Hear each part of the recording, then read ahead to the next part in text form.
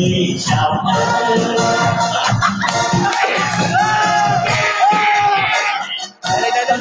Đã chết ơi, dần dần ơi, không được được anh ơi. Anh rơi đâu ơi.